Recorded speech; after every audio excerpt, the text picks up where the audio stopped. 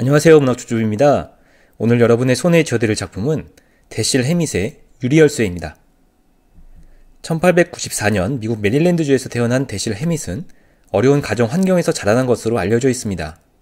이 때문에 학교도 제대로 다니지 못하고 어린 나이에 생계를 위해 일을 해야만 하는 처지가 되었죠. 성인이 된 그는 볼티모어의 한 탐정 사무소에서 일하면서 인생의 전환점을 맞이하고 이 시기의 경험이 나중에 그의 작품들에 큰 영향을 미치게 됩니다. 대실 해밋이 활발하게 활동한 1920, 30년대는 미국 사회가 큰 혼란에 빠져있던 시기이기도 했죠. 이 때문에 그의 작품들은 거친 현실을 여과 없이 보여줍니다. 그는 하드보일드 장르의 창시자로 평가받는 작가로 하드보일드 탐정소설을 하나의 문학 장르로 만들어낸 위협을 성취한 것으로 평가받고 있죠.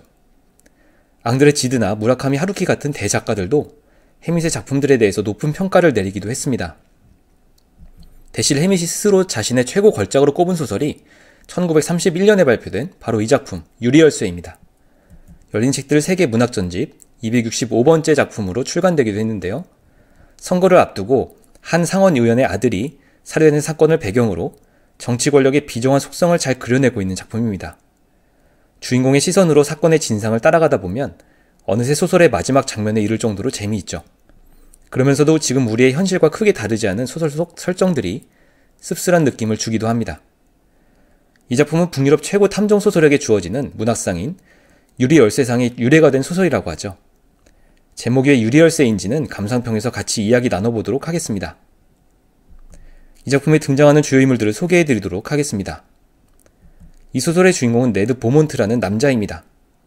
그는 폴 매드빅이라는 이 지역의 유력한 유지와 호영호재하는 사이로 그의 오른팔 같은 존재죠. 폴은 상원의원인 헨리와 정치적으로 제휴관계인데요. 네드는 이를 그다지 탐탁치 않게 생각합니다. 한편 헨리에게는 테일러와 제닛이란 남매가 있는데요.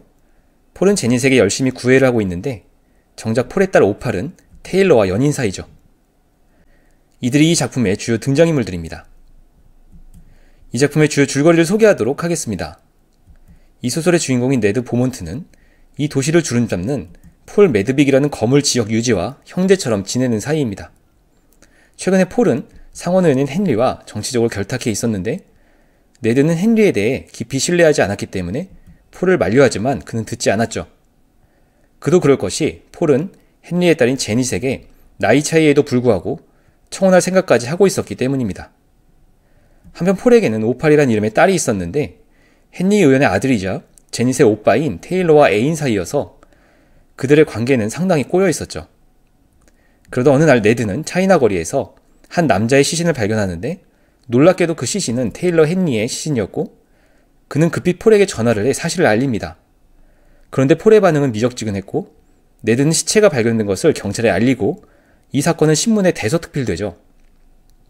그는 테일러의 죽음에 대해 파고들기 시작하는데 번이란 자가 테일러의 차용증을 가지고 있었다는 것을 알고 그를 의심해 추적하죠. 그러면서 네드는 테일러와 사귀는 사이였던 폴의 딸 오팔을 찾아가 테일러에 대해 묻지만 그녀가 테일러를 꽤 많이 사랑했다는 사실 이외에 별다른 단서를 얻지 못하죠.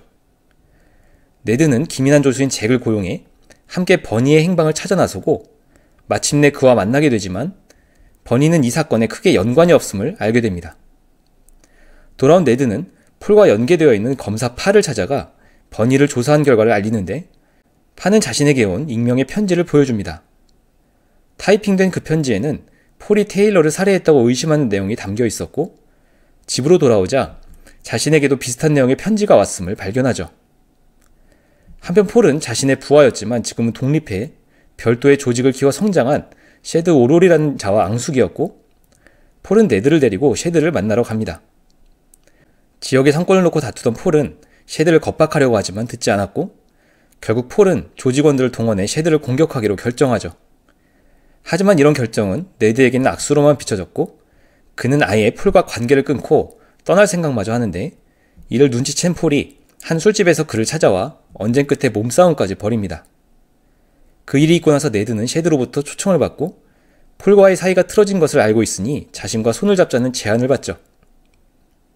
하지만 폴과의 의리 때문에 네드는 이를 거절하고 결국 셰드는 부하인 제프를 시켜 그를 심하게 폭행한 후 감금해 버립니다.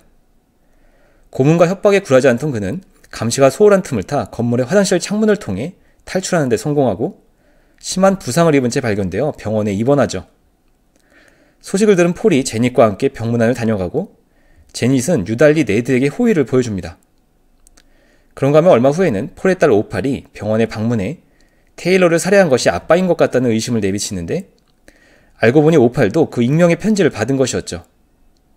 하지만 네드는 폴이 그럴 리 없다면서 오팔을 돌려보내고 지역 신문 옵저버에 테일러 살해 사건에 폴이 개입되었다는 내용의 기사가 실린 것을 보게 됩니다. 한편 네드의 조수 잭은 그새 사건을 더 파고들었고 타이핑된 그 익명의 편지가 테일러와 오팔이 미래를 즐기던 어떤 방의 타자기를 통해 쓰여졌음을 발견했다고 알리죠. 몸을 회복한 네드는 쉐드와 결탁한 것으로 추정되는 옵저버지의 발행인 매튜스 집에 찾아가는데 거기에 쉐드와 오팔이 와 있는 것을 발견합니다. 오팔은 아빠가 자기 애인을 살해했다고 철석같이 의심해 아빠와 앙숙인 쉐드와 함께 찾아온 것이었는데 네드는 그녀의 의심이 근거 없는 것이라고 주장하죠.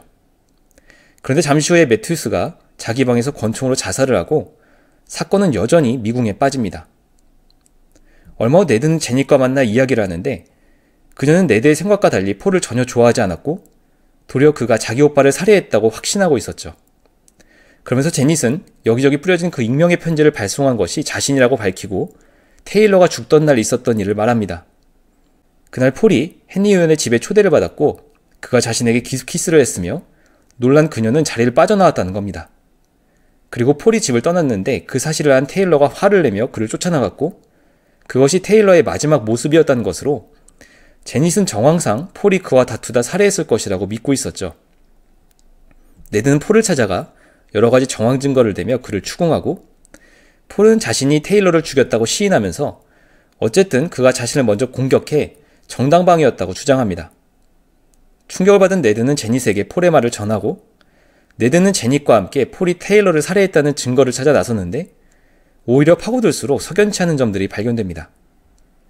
한편 네드는 쉐드를 찾아가는데 거기서 쉐드의 부하인 제프를 충동질해 쉐드를 목졸라 살해하게 하고 그를 경찰에 넘겨버려 지난번에 당한 일에 복수를 합니다. 얼마 후에 네드는 제닛과 함께 헨리 의원을 찾아가 폴이 테일러를 살해한 범인이라고 밝히는데 헨리는 화를 내며 폴을 죽여버리겠다며 뛰쳐나가려고 하죠. 하지만 네드가 그를 억지로 주저앉히고 테일러를 살해한 진범은 바로 헨리 의원 당신이라고 주장하며 사실을 밝히라고 합니다. 사실 네드는 사건을 추적하면서 폴이 무고함을 눈치채고 있었고 그가 스스로 범인이라 주장한 이유는 헨리의 딸 제닛을 사랑했기 때문이었음을 깨달았던 것이죠. 헨리가 폴을 죽이려고 한 것은 입막음을 위한 것이라고 여기고 그를 주저앉힌 것인데 어차피 폴이 모든 사실을 밝힐 것이라고 생각한 헨리는 자신의 범행을 시인합니다. 테일러가 죽은 그날 폴을 쫓아나간 아들을 따라간 헨리는 그와 언쟁을 벌였고 분노를 참지 못해 그만 그를 살해하고 말았던 겁니다. 결국 헨리는 죗값을 치르게 되고 제닛은 네드와 함께 폴을 떠나버립니다. 이제 이 작품의 감상평을 공유하도록 하겠습니다. 먼저 유리열쇠에 담긴 의미에 대해서 생각해 보도록 하겠습니다. 이 소설의 제목인 유리열쇠는 소설의 후반부에 제닛이 주인공 네드에게 자신이 꾼 꿈에 대한 부연 설명을 할 때 등장합니다. 꿈속에서 잠긴 문을 열쇠로 열긴 했는데 열쇠의 재질이 유리라서 깨져버렸고 이 때문에 문을 다시 잠그지 못해 뱀떼의 공격을 받았다는 것이죠. 열쇠가 유리로 되어 있었는데 문을 열자마자 산산조각 나버렸어요. 자물쇠가 뻣뻣해서 억지로 열어야 했거든요. 우리가 문을 잠가 뱀을 가두지 못한 바람에 수많은 뱀들이 우리를 덮쳤고 난 비명을 지르며 꿈에서 깼어요. 사실 열쇠라는 이름에 연다라는 의미가 강하게 담겨 있어서 우리는 열쇠가 가지는 기능이 잠긴 것을 여는 것으로만 국한해서 생각하는 경향이 있습니다. 그러나 열쇠의 중요한 기능 중 하나는 열려있는 것을 다시 잠그는 것이기도 하죠. 열쇠의 재질이 깨지기 쉬운 유리였다는 제닛의 꿈에서 그녀와 네드가 여는 것에는 성공했지만 닫는 것에는 실패했다는 것이 드러납니다. 두 사람은 테일러 살해 사건을 계속 파고든 끝에 진범이 다름 아닌 상원의원인 헨리라는 사실을 밝혀내는 것에 성공하죠. 이들이 진실을 밝혀낸 것은 이를테면 굳게 잠겨있는 문을 열어낸 것으로 비유할 수 있을 것 같습니다. 그런데 이 소설은 살인사건의 진실을 밝혀내는 것에서 끝나버리고 있어서 그 이후의 결말이 명확하게 드러나진 않죠. 그들이 진실을 밝혀내는 데는 성공했으나 뒷수습은 미흡했다는 것을 보여주는 것 같습니다. 마치 제닛의 꿈속에서 열쇠가 깨지는 바람에 열린 문을 잠그지 못했다는 것에 대응하는 상황이라고 볼 수 있죠. 다만 네드와 제닛이 함께 도시를 떠나고 그 장면을 폴 매드빅이 목격했다는 것이 마지막 장면인데, 유리열쇠라는 이 소설의 제목과 그것이 상징하는 바를 생각하면 이후 그들의 삶이 순탄치 않을 것으로 예상됩니다. 사실 이를 버리는 것은 쉬우나 수습하는 것은 쉽지 않고, 진실을 밝혀내는 것은 쉬우나 이를 마무리 짓는 것은 쉽지 않죠. 유리열쇠라는 상징을 통해서 작가는 네드와 제닛의 행동이 미완성으로 끝났다는 점과 이로 인해 그들의 앞날이 순탄치 않을 것임을 보여주는 것 같습니다. 다음으로 이 작품을 통해서 모자라는 소품에 대해서 생각해 보도록 하죠. 추리소설의 특성을 가지고 있는 이 작품에서 상당히 중요한 단서를 제공하고 있는 소품이 바로 테일러의 모자라고 할 수 있습니다. 테일러의 시신을 발견한 네드는 그의 모자가 주변에서 발견되지 않아 의아하게 여겼고, 이를 이용해서 버니를 유인해내기도 하죠. 처음에 테일러가 모자를 쓰고 나가지 않았던 것으로 알려졌을 때만 해도 모자를 챙기지 않았다는 사실이 그가 상당히 화가 난 상태였을 것이라고 추측하는 근거가 됩니다. 오빠 모자가 발견되지 않았다는 거 알잖아요. 너무 화가 나서 서두르느라 모자를 챙길 겨를도 없었던 거죠, 오빤. 라는 것이 제닛의 말이죠. 예민한 촉을 가진 네드마저도 테일러가 모자를 쓰지 않았던 이유가 풀리지 않는 수수께끼였는지 제닛에게 오빠의 유품 중 모자에 대해 확인해달라고 특별히 부탁할 정도였습니다. 폴은 당신 오빠가 모자를 쓰고 있었다고 말했는데 내가 발견했을 때 모자가 없었거든요. 하지만 마지막 장면에 이르러서 테일러는 모자를 쓰고 나갔으며 그가 죽고 나서 폴이 헨리 요연에게 테일러의 모자를 쓰라고 했다는 것이 밝혀집니다.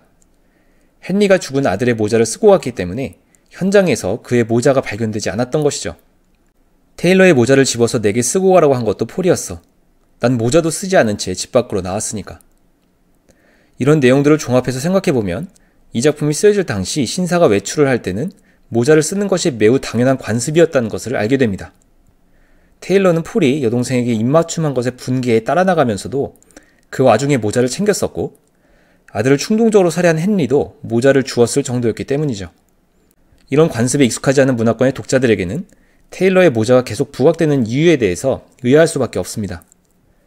작가 대실 해밋은 이 작품의 플롯을 구성할 때 당시의 문화적 관습을 반영하여 모자에 특별한 기능을 부여했던 겁니다.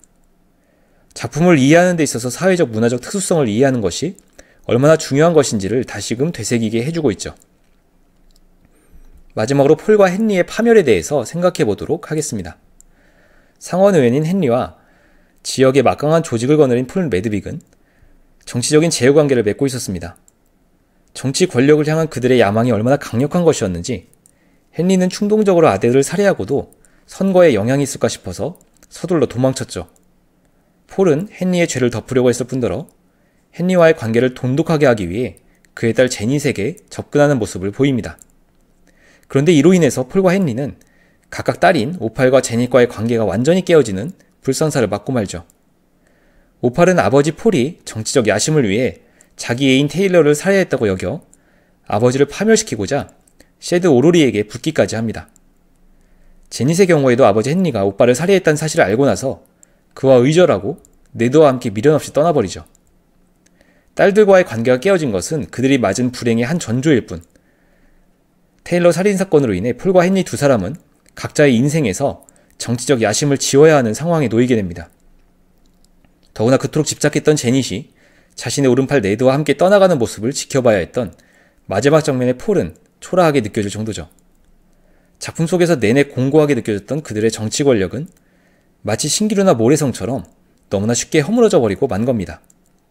이렇게 생각하면 콘크리트같이 견고해 보였던 그들은 사실 유리처럼 외부의 충격에 의해 쉽게 산산조각 나는 수준에 불과했다는 것을 느끼게 됩니다. 작가 대실 해밋이 이 소설의 제목을 유리열쇠로 정한 또 하나의 이유는 이것이 아닌가 싶은데요.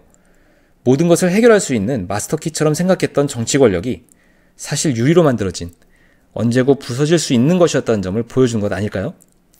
정치 권력이 눈이 멀어 주변을 돌보지 않고 심지어 인간으로서의 최소한의 도리도 망각한 채 살아가는 사람들이 명심해야 할 부분이라는 생각이 듭니다. 여기까지 유리열쇠 줍줍이었습니다. 개인적으로 처음 접한 대실 해밋의 작품이었는데요. 그의 작품들을 더 읽어보고 싶게 만들었습니다. 지금까지 문학 줍줍이었습니다. 감사합니다.